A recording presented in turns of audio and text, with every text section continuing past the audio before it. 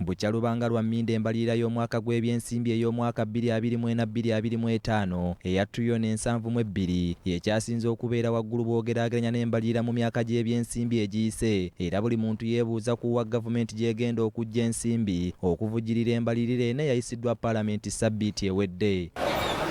Embalirira y'omwaka gw'ebyensimbi 2023-2024 eri mu kufundikibwa yali ya trillioni 5.2 kyokka ku zino gavumenti yakafunako trillioni 4.1 zokka, nga trillioni 11 ezirina okujjuza embalirira eno tezinnafunika olw'abamu ku bagabirizi b'obuyambi okuyimiriza enteekateeka ey'okuwa Uganda ensimbi. Kati bwe tubanga tulemeddwa okufinansinga bajeti ya trillioni 5.2 tubadde tuli awo ne bagamba nti bajeti gye bakoze ya trillioni 5.8.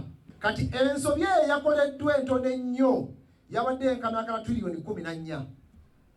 Ne ziva ku 5.8 nazo tusobola tukaabira nti nnyingi ne zigenda ku 7.2.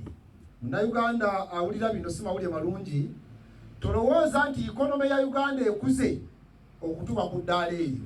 Wano bannakibiina ekiri ku musingi ogw'ebyenfuna kinniidi bakubye ebituli mu mbalirira y'eggwanga eno olw'okuteeka omusolo ku bintu eby'enjawulo omuli amazzi, amafuta, ebizimbisibwa n'ebirala ekitabudde abantu. Muteeke abakulembeze bammwe ku nninga. Paalamenti yayisizza bajeti nga mulimu emisolo egitali mituufu.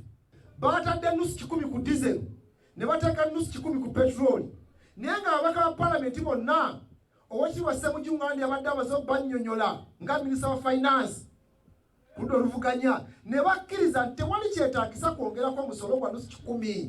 Omwogezi w'ekibiina kino Moses Matovu agamba nti amabanja Uganda g'erina ebweru ne munda mu ggwanga gasukkiridde, nga kati n'ensimbi ezandiyambyeko mu kusitula ebyenfuna bbanka zizitaddeko amagoba mangi, ekinafuyizza ebyobusuubuzi n'ebyenfuna by'eggwanga. Buli lwe beeyongera okwewola mu bbanka za wano e Uganda nga gavumenti yeewola, kitegeeza bbanka zigenda kwongerako interest rate ku ssente zibawa bannansi mu kwewola.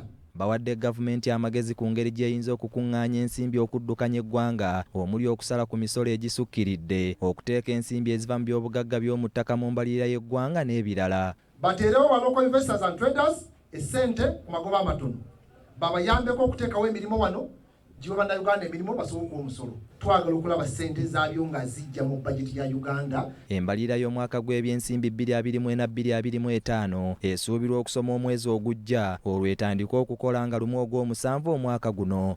Dennis Ntege, BBS Terefayina, Gambuuze.